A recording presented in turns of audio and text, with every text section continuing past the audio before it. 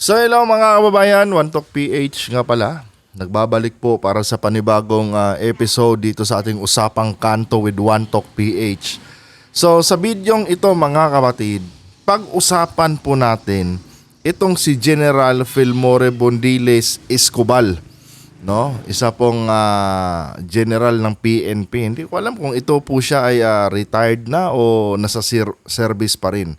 Kasi nga mga kababayan, meron po kasing isang post dito, no, ang Inquirer.net na kung saan nagbigay din po ng kanyang komento itong si General Bondiles, no? At sa tono kasi ng kanyang komento mga kabatid, abay imbis na palakasin niya ang loob ng ating mga kababayan, parang mas tinuturuan pa niya na magpaalipin na lang sa bansang China, no, itong ating mga kababayan kumpara sa ipaglaban natin ang ating teritoryo kung sakali mang magkaroon ng digmaan sa pagitan ng Pilipinas at bansang China. Kasi nga mga kababayan, no, itong China kasi gusto talagang sakupin yung ating mga teritoryo. And hindi naman pwede mga kabatid na titingin na lang tayo or manunood na lang tayo kung paano sinasakop ng China yung ating teritoryo. That's why mga kababayan, itong si General Browner ay nagbigay po ng kanyang statement sa media, no, in preparation lang sa mga worst case scenario mga kapatid. So sabi ni General Browner kasi dito, the Armed Forces of the Philippines or AFP is continuously gearing up, no, so that it could rely on its own and hold out for up to 30 days before reinforcement from the United States arrive, no, in wartime scenario.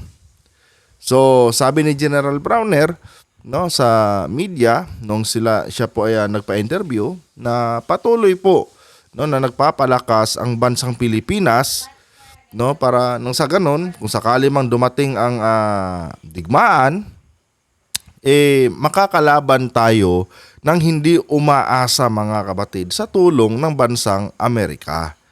No, kasi nga it takes 30 days before dumating ang tulong ng bansang Amerika. And mga kapatid, ang Pilipinas po ay kilala po sa pagiging matapang. Kasi kung hindi po tayo matapang mga kababayan, hindi po tayo tatawaging bansang Pilipinas. No, tayo po ay nagpasailalim na sana sa mga bansa na sumakop sa atin. Pero dahil matapang ang ating mga kababayan, matapang yung ating mga ninuno, kaya naging ganap na isang bansa tayo. Pero mga kabatid, nabulaga talaga ako dito sa comment nitong ni General Fillmore Bondiles Escobal.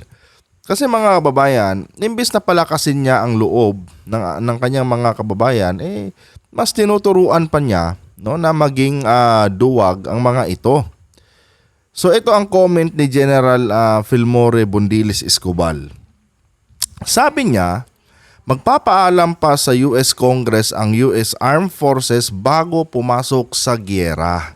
No, well, tama naman 'yon, no? Tama naman 'tong information na meron siya dito. Kaya malabo ang 30 days na 'yan. World War II di pumasok sa giyera ang US sa Europe, no? Nung binomba ang Pearl Harbor, no, saka lang sila pumasok sa giyera. Kaya habang wala pang namamatay na Amerikano, walang aasahan sa Amerika. So sinasabi dito ni General Escobal mga kababayan, no, na hindi daw agad-agad makakapagbigay ng tulong ang US sa Pilipinas kung sakali magkaroon ng giyera sa pagitan ng China at Pilipinas dahil dadaan pa ito sa Congress, which is tama naman yun mga kabatid. No, at sinite nga niya as example yung nangyari nung World War II na kung saan kung hindi pa daw binomba yung Pearl Harbor, hindi pa po sumabak sa giyera ang bansang Amerika. Well, wala naman akong question dito sa kanyang ibinigay na mensahe. Saan nga ba ang mali dito mga kapatid? Dito po may mali kay General Escobal. Kung mapapansin nyo, ang statement ni General Browner dito, no, pinapakita po ng ating sandatahang lakas, no, na patuloy sila na naghahanda, no, sa mga worst case scenario. Dahil mga kababayan, obligado po tayo, no, or obligado sila na ipagtanggol ang teritoryo ng Pilipinas sa mga mananakop nito. Samantalang itong si General Escobar, no?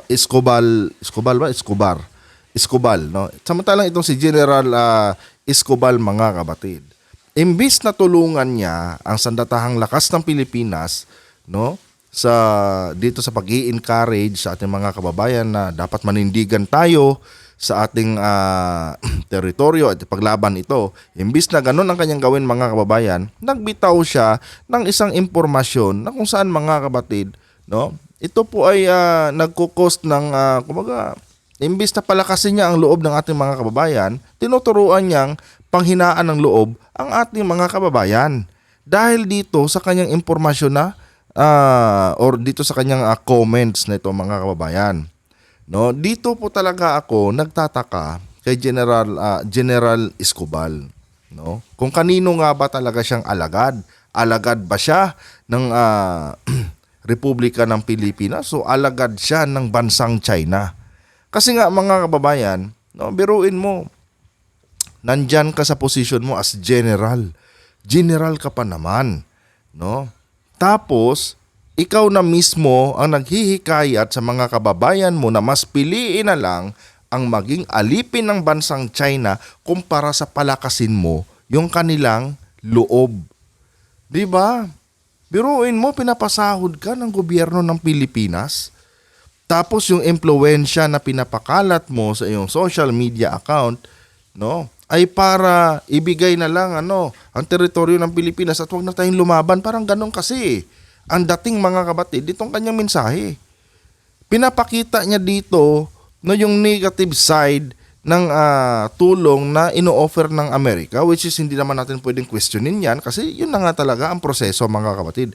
Even ang Mutual Defense Treaty ng Pilipinas at Amerika, no, kailangan pa ring tawag dito sumailalim ang bansang Amerika bago ma-invoke ang MDT. Kailangan pa rin nilang sumailalim sa approval ng kanilang Congress doon sa US. So technically, hindi talaga sila makakapagbigay agad-agad ng kanilang tulong. That's why itong si General Browner, no, sinabi niya sa publiko na patuloy silang naghahanda at nagpapalakas, no? And para mag-send na rin ng message sa ating mga kababayan na dapat maging maging manindigan tayo sa ating teritoryo. Dapat nating ipaglaban ito. Parang ganun ang mensahe ni General Browner. However, itong si General Escobar, no, iba ang kanyang mensahe.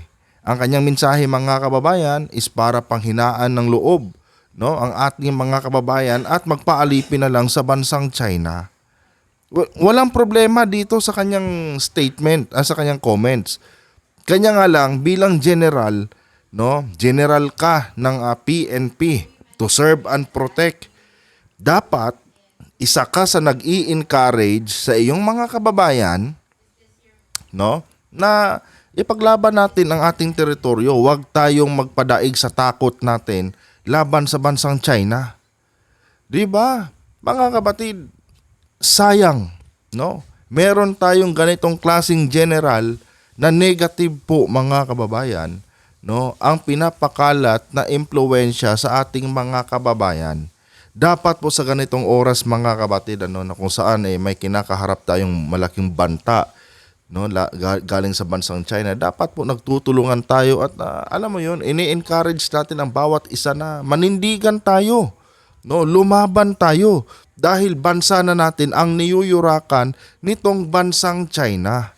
Pero itong isang general na to, itong si General Escobar, no, ewan ko, mga kababayan, kung sino ang pinagsisilbihan niya, ang bansang China ba o ang bansang Pilipinas? Kaya, mga kabatid, sinagot ko siya dito.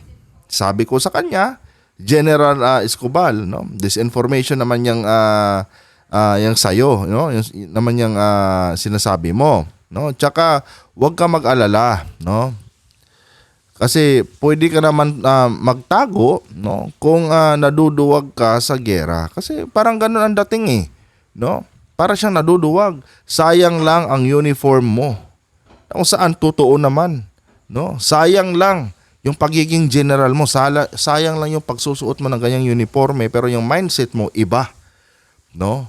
Yung mindset mo is kaduwagan kasi para sa akin, in my personal assessment, kaduwagan talaga, no? Itong ginagawa ni General, no? Sabi ko sa kanya, imbes na palakasin mo ang loob ng kababayan mo, mas tinatakot mo sila, no? What a shame, sabi ko sa kanya. Kasi yun naman talaga ang totoo, no? Itong kanyang comment dito, ito po'y pananakot, discouragement, no? Dini-discourage niya ang ating mga kababayan by informing mga kapatid sa ating mga kababayan na hindi ganyan, hindi ganyan kadali ang proseso para tulungan tayo ng Amerika. 'Di ba? Tama ba 'yan?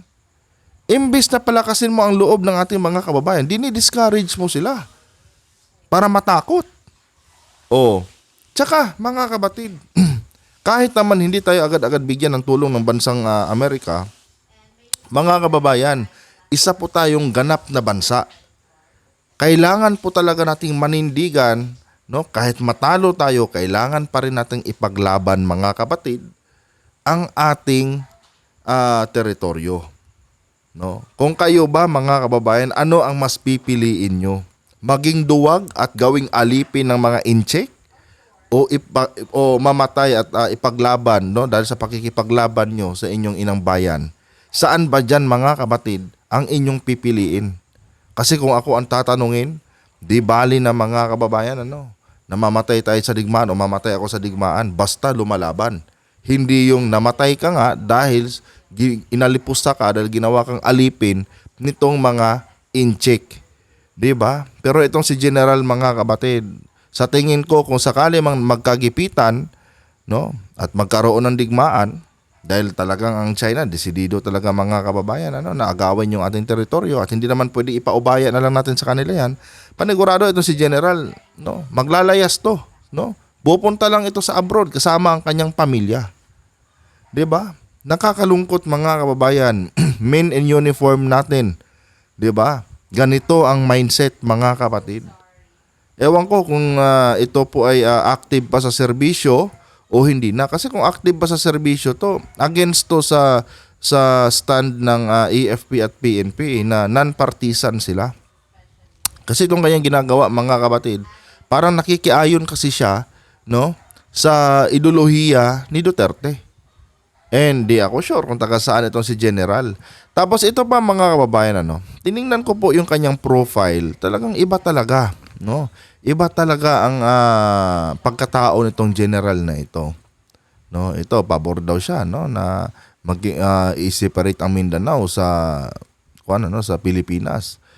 Ito pa mga kapatid, dito tinawag niya si PBBM, no, na isang uto-uto. 'Di ba? Biruin mo, general ka, no? Official ka ng kapulisan natin, tapos tatawagin mo ang commander-in-chief mo na uto-uto. Oh. Sabi niya dito sa post niya mga kapatid, nagpapansin na, no? Nagpapansin na nga na tawag pa ring others, no? Baka kulang pa kay Trump ang EDCA sites, 'di ba? Sige, pauto pa sa mga kano para mas utuin ka ng mga singkit. 'Di ba? Commander-in-chief mo, general ka, ganyan yung trato mo sa commander-in-chief mo. Paki-comment dyan sa baba mga kapatid kung itong general na ito active pa to sa serbisyo. Kasi kung active pa to mga kababayan, dapat kasuhan to mga kapatid ng AFP, ng PNP. 'Di ba? Ito po'y pambabastos mga kababayan sa kanyang commander-in-chief. Oh. Nakakaawa mga kapatid ang ating bansa, no? Dahil mismo mga opisyal natin, no, ayaw ipagtanggol, takot ipagtanggol ang sariling bansa. Mas pipiliin pa nila maging alipin, no, ng mga dayuhang bansa kumpara sa hikayatin ng kanyang mga kababayan na lumaban para ipagtanggol ang bayan. Oh. Biruin mo, pinost ng Inquirer, no, kung ano yung mga ginagawang paghahanda ng ating sandatahang lakas, no. Tapos kino-contradict mo yung mensahe ni General Browner. Oh. Panigurado mga kapatid, DDS to. Itong general na ito. Hindi ko to kilala eh. Nagulat na lang ako kanina sa comment niya. No? Kasi ang dating agad sa akin ng mensahe niyang comment niya is para bang dinidiscourage niya yung ating mga kababayan. And akala ko, troll account lang to. Pero nung tinignan ko yung profile niya, legit mga kababayan. No? Legit po. Yung kanyang profile. Meron po siyang 248,000 na followers. Diba? Biruin mo, pinapasahod ka ng gobyerno, may ranggo ka, no? Kung retired ka na, may pension ka galing sa gobyerno, tapos tatawagin mong uto-uto, no? Ang iyong commander-in-chief. Oh, tapos dinidiscourage mo ang iyong mga kababayan, no? Imbes na palakasin mo yung kanilang loob para ipaglaban yung bansa mo, dinidiscourage mo sila. Again, mga kapatid, wala akong problema dito, no? Sa kanyang nilatag na comment.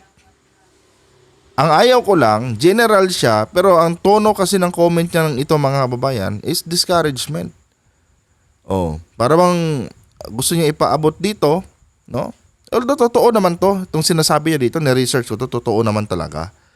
Pero ito mga kapatid, words of discouragement ito. Para bang sinasabi niya na lalaban kayo samantalang ang US.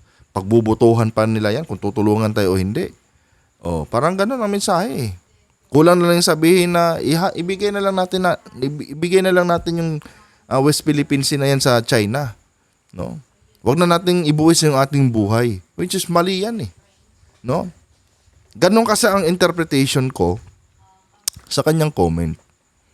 Itong si General Escobal, wala tong pinagkaiba, no, dito sa mga pro-China retired general tulad nila Dado, nila Macanas, 'di ba? Walang pinagkaiba to mga kababayan.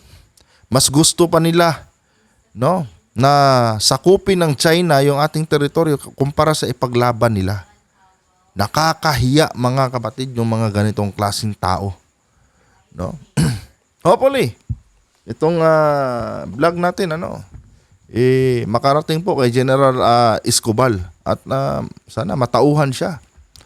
Imbis na i-discourage mo yung mga kababayan mo, no?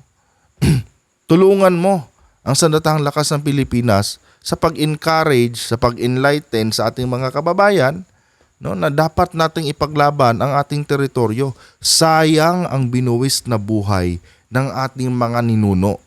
Yung ating mga ninuno, mga kapatid, no? Ipinaglaban ang ating inang bayan, ibinuwis nila yung kanilang buhay, no? Para lang maging ganap na bansa tayo, no? Kung saan hindi tayo ginagawang alipin ng mga dayuhan. Tapos may mga ganito tayong opisyal. Oh, 'di ba? Kaya napa-comment talaga ako sa kanyang no, napa-comment talaga ako sa kanyang iniwang comment din dito, no? Napareact ako mga kapatid. Oh. Tingnan nyo yung mga utak nitong mga nakiayon sa kanya, no? Sabi dito, sabi ni McCoy noon habang nagbabakbakan na ang Pinas, ang US, 'di ba? Well, totoo naman, no? Kasi binasa ko, yun naman talaga ang proseso ng US bago sila magbigay ng tulong, no? Ang point dito is, di baling matalo tayo sa digmaan. Basta hindi yung nagpaalipin tayo, no? Hindi yung nagpasakop tayo. Di ba? Bilang isang bansa, dapat talaga nating ipagtanggol, obligasyon natin. Bawat isa sa atin, obligasyon nating ipaglaban ang anumang teritoryo na meron tayo. Well, ako mga kapatid, naniniwala naman ako na yung mga kababayan natin dyan from Mindanao, yung mga Bisaya dyan, wala na tayong aasahan tulong dyan sa kanila. Diba? Kasi kadalasan naman dyan sa mga taga Mindanao, mga kapatid, hindi naman sa minamaliit ko yung mga domestic helper natin, pero yun naman kasi talaga no? Kadalasan po sa mga kababayan natin dyan, lalo sa mga kababaihan, domestic helper po sa ibang bansa. Diba? Well, hindi na ako magtataka kung bakit gugustuhin nila maging alipin, no? Kasi halos lahat sa kanila, especially sa mga DDS, mga alipin naman talaga sila sa ibang bansa, mga kababayan. Sorry for the word, pero yun naman ang totoo, no? Nagpapakaalipin kayo dyan sa ibang bansa. 'Di ba? Wala namang mali sana sa magpapakaalipin kayo diyan kung yun naman talaga ang hanap buhay nyo. Pero yung mas pipiliin nyo pang gawin kayong alipin ng dayuhang bansa, no? At sakupin ang inyong teritoryo, yung inyong bayan, ibang usapan na po 'yan, no? Ibang usapan na po 'yan, mga kapatid. Anyway guys, hanggang dito na lang tong video na ito. Kayo mga kapatid, mag-iwan na rin kayo dyan ng inyong komento. No? Sang-ayon ba kayo sa ating opinion patungkol dito kay General Fillmore Bundiles Escobar? Kasi the way ko siya madi-describe base sa kanyang comment, ganun talaga eh. No? Imbis na turuan mo ang iyong mga kababayan na lakasan yung kanilang loob, dinidiscourage mo eh. No? By sharing this kind of information. Okay lang sana kung marinig natin to sa mga kapwa ko lang din, no, na ultimo. Pero kung general, no, general ka, men in uniform ka, tapos ganito, no? Asan ang wisdom dito, mga kababayan? Discouragement ang kanyang sinishare. Dagdag mo pa, tinawag mong uto-uto, no, ang iyong commander-in-chief. Kung ako lang kung ako lang siguro presidente, sibakin ko na to. No? Tapos wag pang bigyan ng pensyon. Kung ako lang ang presidente, mga kapatid. Si PBBM kasi sobrang mabait eh. Nandito na lang mga kababayan, huwag niyo po sanang kalimutan na i-like, no, itong ating episode ngayon para i-share pa po ni YouTube sa iba pang hindi pa nakakapanood. Hanggang dito na lang. Adios.